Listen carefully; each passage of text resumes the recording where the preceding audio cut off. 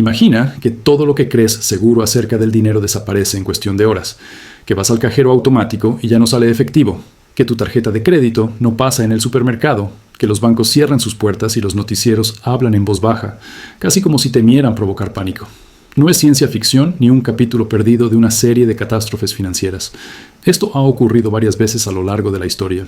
Y la pregunta incómoda es si volverá a ocurrir, porque el sistema financiero que nos rodea no es un castillo indestructible, sino una estructura frágil sostenida por confianza, deuda y manipulación. Hoy vamos a hablar del día en que todo estuvo a punto de caerse y de por qué la amenaza no ha desaparecido. Para entenderlo, hay que retroceder a septiembre de 2008, cuando Lehman Brothers, un banco de inversión con más de 150 años de historia, se declaró en bancarrota.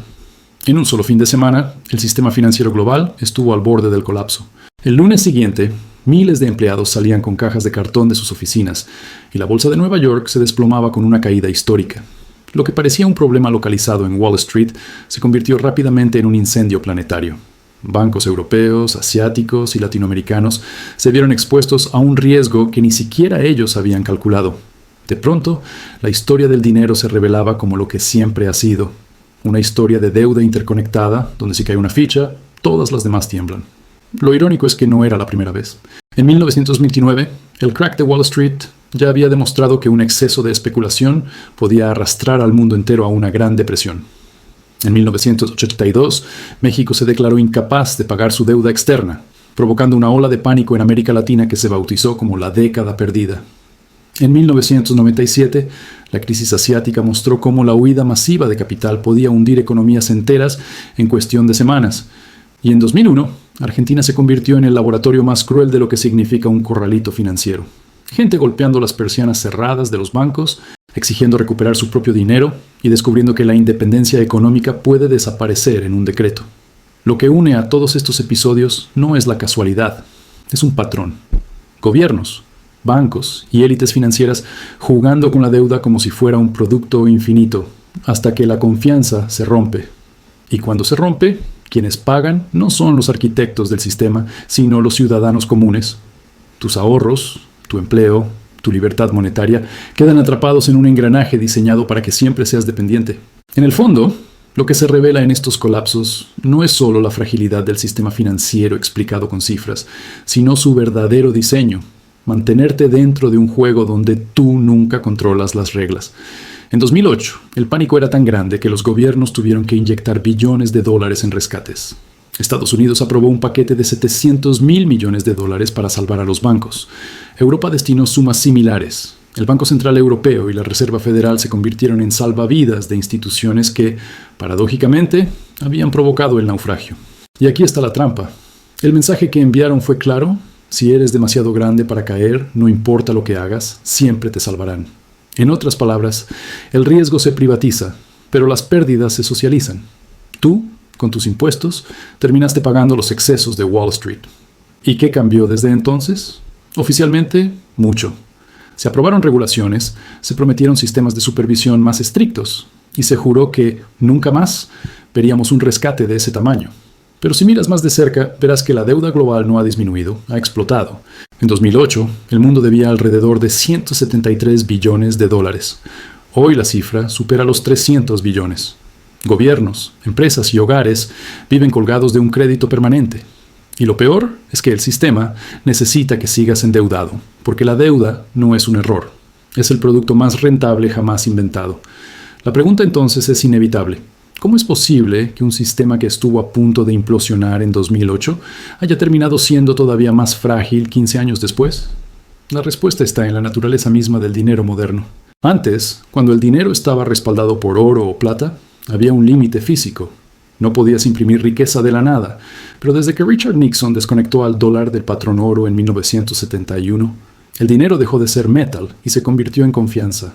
Es, literalmente, papel y dígitos en una pantalla, respaldados únicamente por la promesa de los gobiernos y los bancos centrales. Y la confianza, como la hemos visto tantas veces, es un recurso mucho más volátil que el oro. En la práctica, esto significa que cada vez que un gobierno se enfrenta a un problema, ya sea una recesión, una guerra, una pandemia, la receta inmediata es la misma: imprimir más dinero y endeudar al futuro. Y durante un tiempo parece que funciona.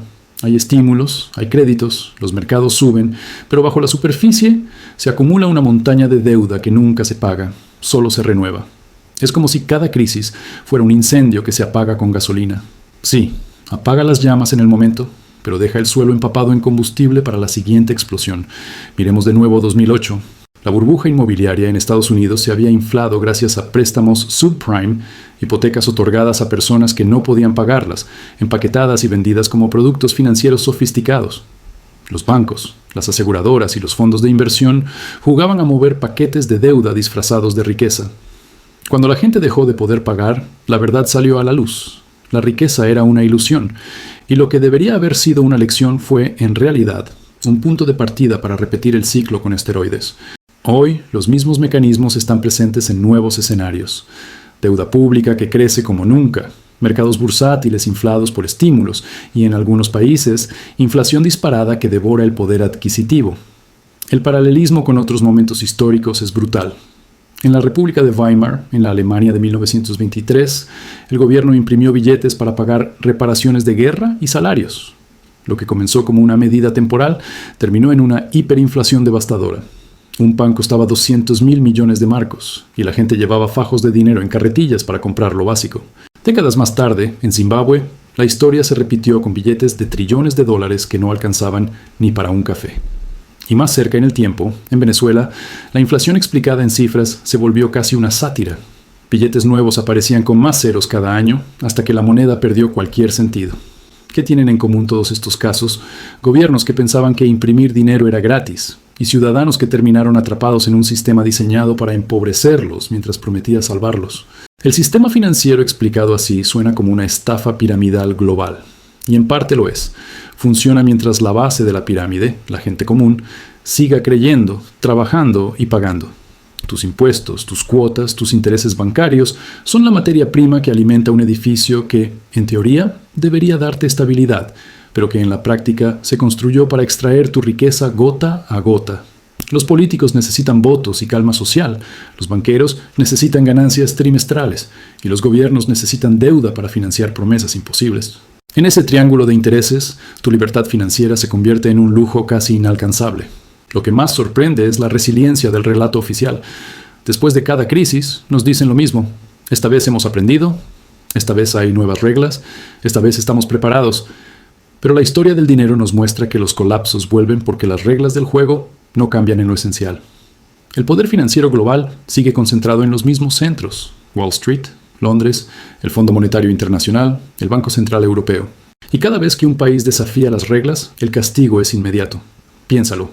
México en 1982, Argentina en 2001, Grecia en 2010. Todos fueron ejemplos de lo que ocurre cuando un Estado se atreve a decir «no puedo pagar». El resultado fue el mismo: recortes brutales, pérdida de soberanía y generaciones enteras cargando con la factura. Lo que estamos viendo hoy no es distinto.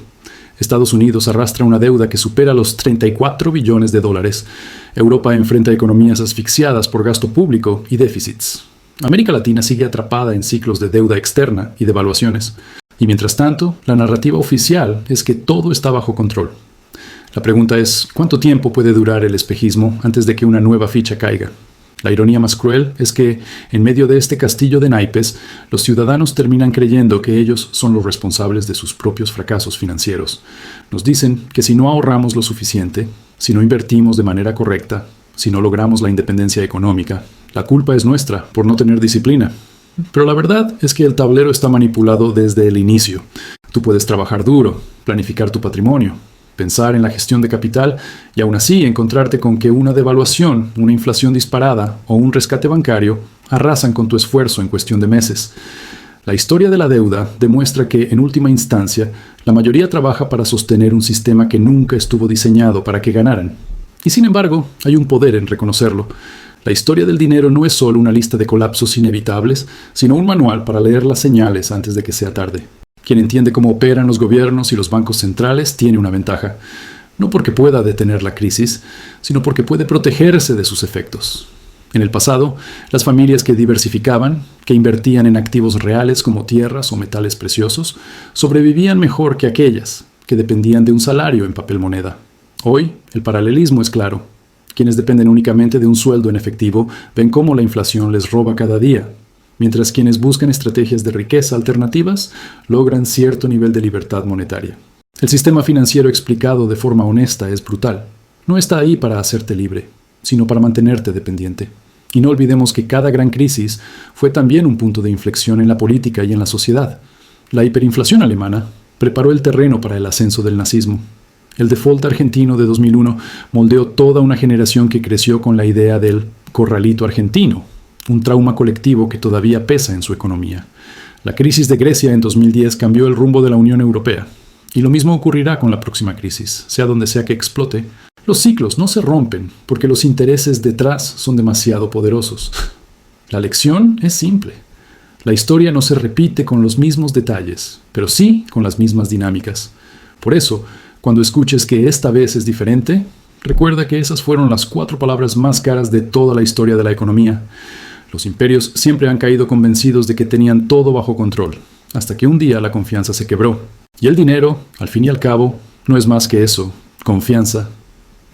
Cuando esa confianza desaparece, ningún rescate, ninguna promesa, ninguna tasa de interés puede salvar el sistema. Lo que pasó en 2008 fue un aviso. Lo que pasó en Weimar, en Zimbabue, en Venezuela y en tantas otras crisis fue una advertencia. Y lo que ocurre ahora, con deudas impagables y bancos centrales atrapados en sus propias decisiones, es la confirmación de que la próxima implosión no es una cuestión de si ocurrirá, sino de cuándo. La historia no se repite, pero si no la entiendes, te aplasta igual. Si esto te incomodó, perfecto. La incomodidad es el primer paso para entender la verdad. Suscríbete y sigamos, porque en este juego la información vale más que el dinero. Y la diferencia entre quienes pierden todo y quienes logran proteger su libertad financiera siempre empieza por lo mismo: conocimiento.